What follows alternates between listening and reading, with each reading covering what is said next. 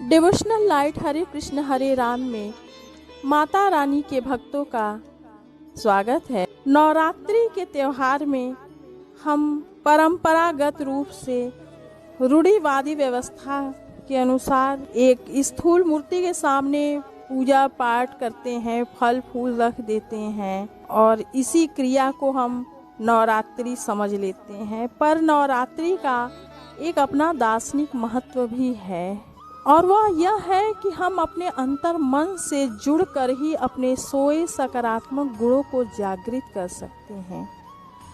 नवरात्रि अपने भीतर शिव और शक्ति को एकीकार करने का अनुष्ठान भी है। भारत ही एक ऐसा देश है जहां स्त्री रूप से भी ईश्वर की आराधना की जाती है।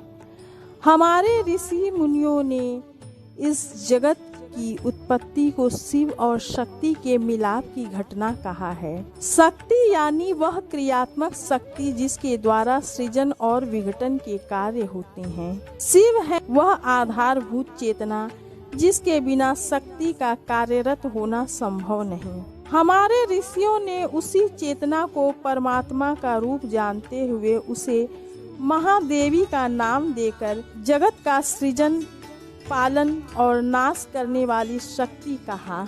यह सर्वमान्य है। यह शक्ति जिसे दुर्गा, काली, सरस्वती, लक्ष्मी आदि नामों से जाना जाता है, एक ही शक्ति के बदले हुए रूप और स्वरूप है। इस सारे जगत में व्याप्त उस परम शक्ति का रूप, उसका चिन्ह मनुष्य के भीतर भी मौजूद है। इसी को हम कुंडलिनी कहते हैं, जो मूलाधार चक्र में सुप्त रहती है। यह मूलाधार चक्र मनुष्य के स्थूल शरीर में नहीं अपितु सूक्ष्म शरीर में स्थित है। जब तक मस्तिष्क में सहस्रार चक्र में स्थित शिव रूपी चेतना से इस मूलाधार में स्थित शक्ति का मिलाप नहीं हो जाता, तब तक मनुष्य का जीवन पूर्ण रूप से जागृत और परिपक्व नहीं हो पाता। मनुष्य का काम व्यवहार, इच्छाएं, वासनाएं, संस्कार, भूख, प्यास,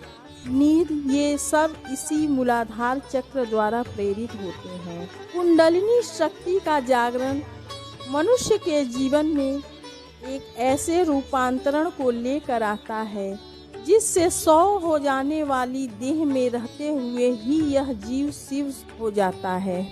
परम शक्ति के जागरण हेतु हमारे ऋषियों ने 9 दिनों का साधना अनुष्ठान दिया है। प्रथम दिवस से लेकर 9वीं तक भक्त उपवास कर साधना पूर्ण सात्विक जीवन बिताते हैं। हालांकि आजकल नवरात्रि का अर्थ बहुत रूढ़िवाद और परंपराओं से घिर चुका है। बहुत लोग दुर्गा पूजा का अर्थ सिर्फ इतना ही जानते हैं कि बाहर स्थूल रूप से बनी देवी की मूर्ति अथवा चित्र को स्थापित कर उसके सामने फल फूल रख देना। इतने भर किए गए कर्म को लोग नवरात्रि का नाम देते हैं। और यह भी अवश्य जाने जब तक अपने भीतर विराजमान परम शक्ति आदि शक्ति का जागरण नहीं किया, उस आंतरिक दुर्गा के भाव को प्रकट नहीं किया, तब तक आपका नवरात्रि के इस आध्यात्मिक रहस्य में प्रवेश ही नहीं हुआ। नवरात्रि का रहस्य और मर्म सही मायने में वही जान पाएगा जो इन नवरात्रों को अपने जीवन की तमाम रात्रियों में समाहित हो जाने दे।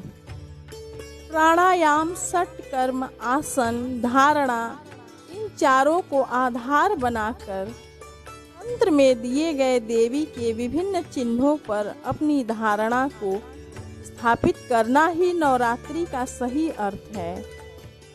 इसका उद्देश्य भीतर की सुप्त शक्तियों को जागृत करना है।